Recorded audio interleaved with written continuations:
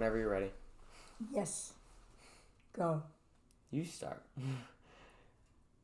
I'm Sarah, and I'm 86 years old, and I'm Aidan, and I'm 16 years old.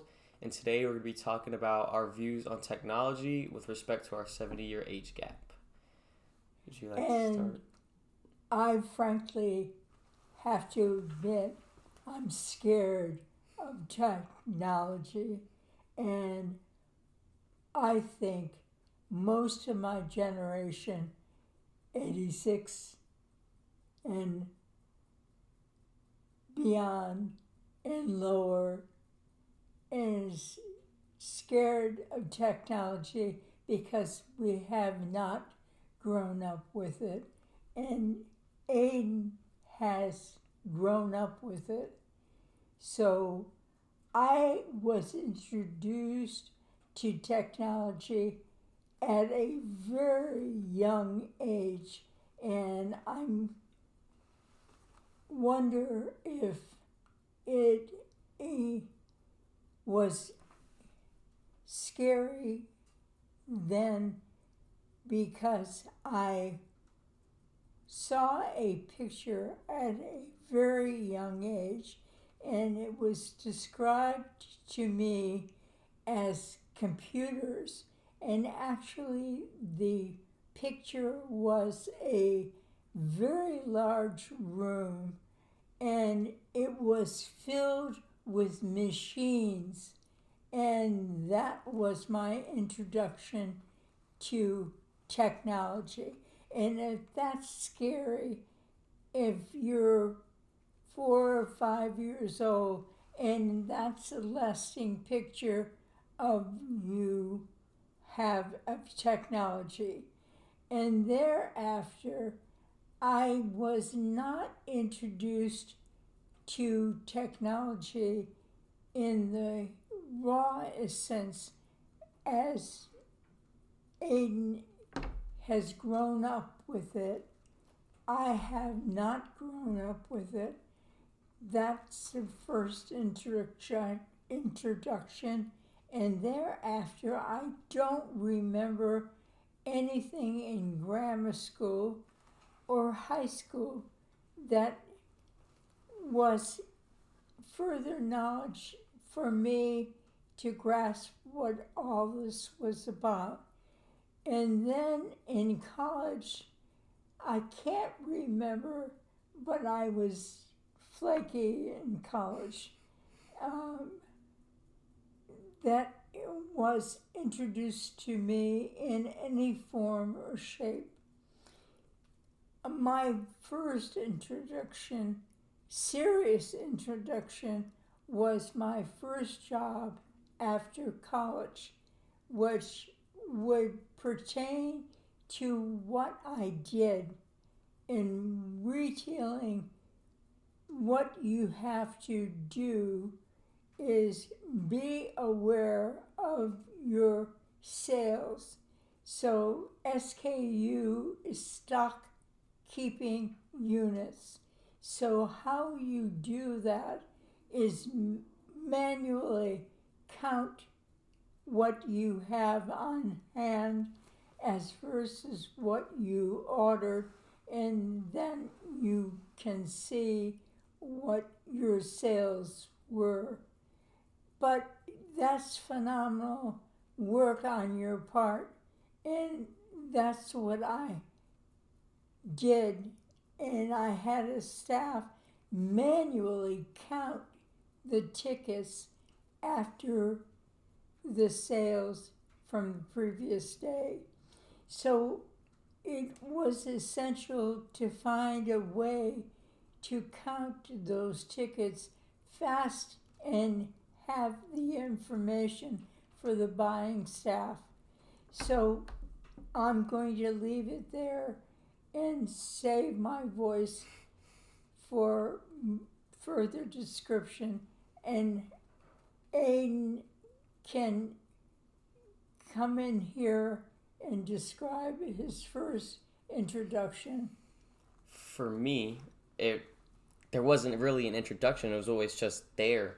I was born in 2008, so my parents, at that time the phones weren't. I think there actually was smartphones, but they were still really, really early. But my parents had like the phones where you click it out and you get the little keyboard you could type on, and then obviously, as time went, the first Xbox, I had that. I always grew up video games, and then also like a key thing too is that technology wasn't a tool when I was born. It was a source of entertainment. So things like iPads, phones, computers, it was something I would do to have fun, and it wasn't something that was really like in the workplace or in school for me. It was like I would go home and then play video games, or go home when I got a little older and play on my phone, and it's just stuff like that. It's always there, and as I'm growing with it as a kid, it's like I start off with the bare bones technology, and at the time the technology was not as evolved, and as I've gotten older, technology has been getting better and better and better, and but as I've grown with it, I understand how to use the more advanced technology because I've seen every single increment of like the iPhone going from the 4 to 5 to 6 to 7, etc. But yeah, stuff like that. It's kind of hard for me to think about a time where there wasn't, because even in elementary school there was computers in the room. Kindergarten, there was computers in the room. We would have typing classes on the computer, just stuff like that. But yeah, it was mainly for fun. And honestly, that has created like a little subculture for people, a lot of people my age, being interested in like collecting old technology or video game related stuff. Like I'm really into collecting old video game consoles because I grew up with so many of them, and I'm not sure what the equivalent would be for before technology, but I think it's something really unique to my generation, having, as something grows, still being interested in like the old and less efficient versions. I don't know. I just think stuff like that is interesting. And yet, here is the comparison.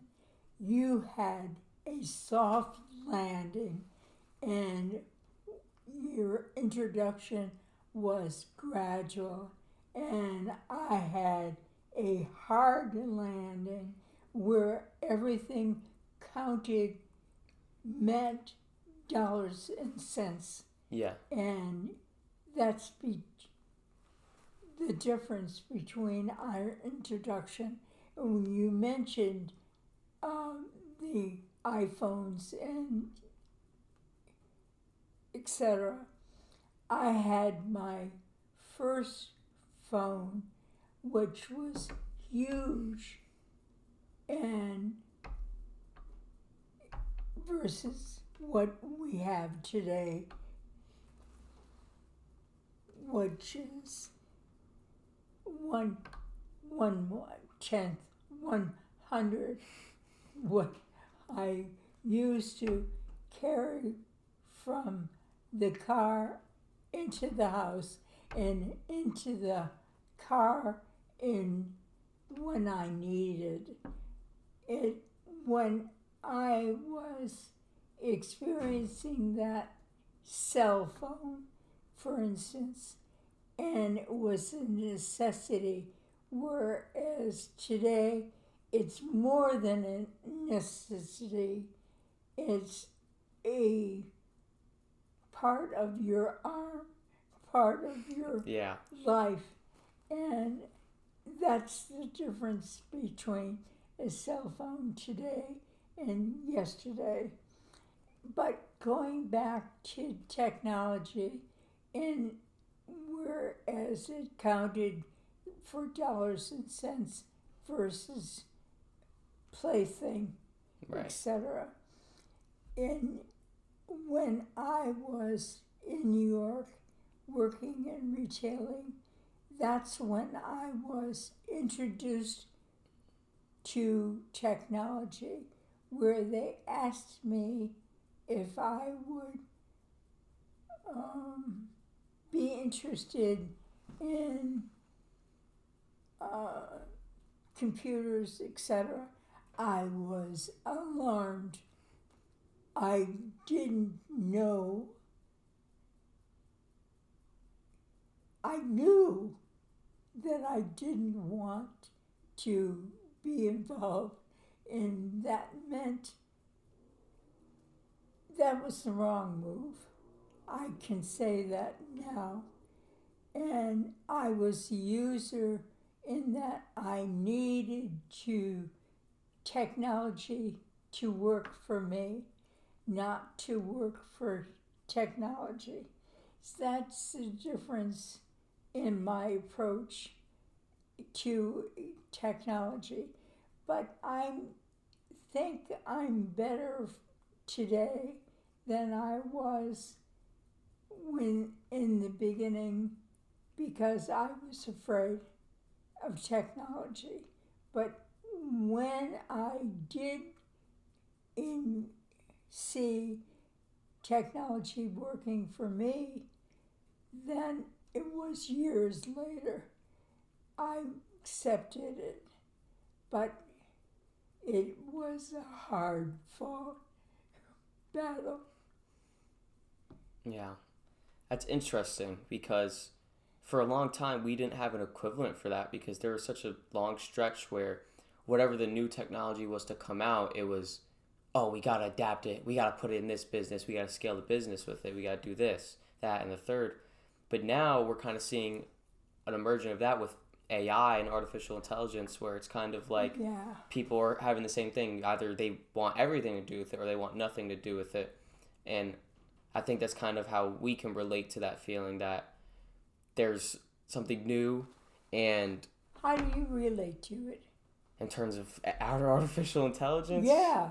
Honestly, it's kind of scary because I see myself as more of an artistic person, and it's like, I mean, we're not at that point yet where art can be really replaced by it, but of course there's going to be a day, and it comes down to what people are going to prefer, efficiency or, I can't even say quality because who knows if it's going to be higher quality, but efficiency of a robot or the, I guess, realness of a person.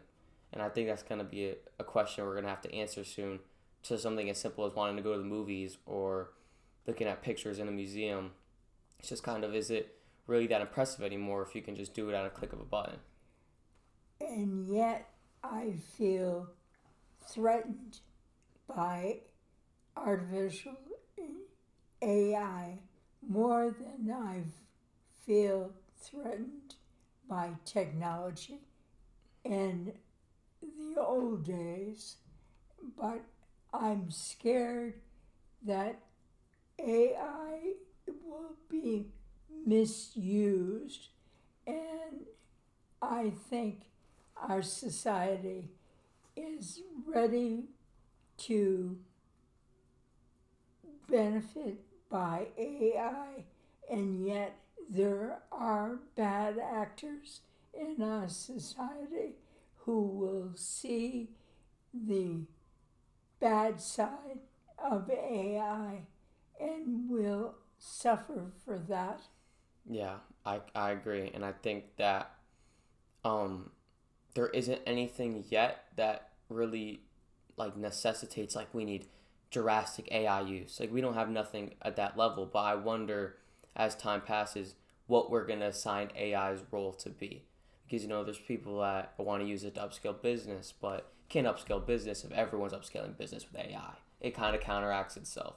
But my point is I wonder what AI's role is going to be in the future, because I can't see it being something where we use it for everything. I think it's going to have like its cornerstone.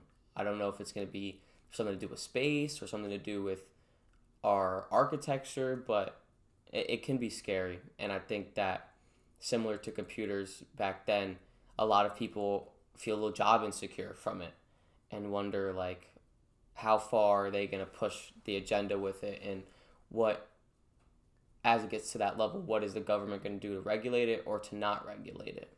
In other words, we're looking at it from a human side, and yet there is an introduction by AI to robotics, and that can take over a high percentage of the human side. For instance, this is my viewpoint. I I will see, and yet if they introduce it into production lines, will I see less of humans working and more robotics? And makes sense in a way, cuts down the cost of producing an item because it's repetitive AI and etc. But I can't accept the fact that the human will be eliminated from the production lines. I can't sort that out in my mind. Yeah, and for now thinking about it, it just kind of seems backwards because it's like, in order to help the economy, in order to help the product, you're gonna worsen the economy by laying people off, which is just kind of Two-edged. right. You go forward, you stab someone. You go backward, you stab someone. So it's kind of Catch-22. yeah. It's interesting to think about, and it's even more interesting after all these years of like, especially in the United States. I can't speak for other countries. Us working towards job freedom and having people getting more work and all this being kind of like a big center in politics and like the last as long as I've been alive at least. And now it's like with AI, where does this fit into all of that? I worry a great deal, and AI has to be regulated to a degree, but how much to a degree when you sap SAP, the inventiveness of the human mind, and that's powerful, in my opinion.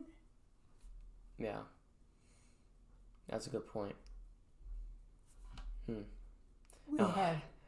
have many points. I know, now we're pondering on AI, but not to slam AI completely. There is some impressive things that it's theorized to do. I don't know if this was confirmed or not, but there was something going around a few months back about an AI like breast cancer thing, and they were able to or find tumors like 2 times faster than what we could at that time. Yeah, I remember that. Yeah. And it makes sense in that respect. And we go back to the human handling the interests of the public versus the money aspect. Right. And it's kind of difficult, right? Because it's like, how do you balance both? Because you need money to keep the people happy, but you need people to keep the money going. Right. It's really as simple as that, but yeah. We'll address this issue in further discussions, and we'll sign off now. Yeah. Thank you guys for tuning in to our conversation. Please feel free to leave in the comments any topics that you guys are interested to hear us talk about. We're gonna try to get we're gonna try to get a video out every other week, right? Yes. And yeah, we'll see you guys soon. Thank you. Thank you. Yeah.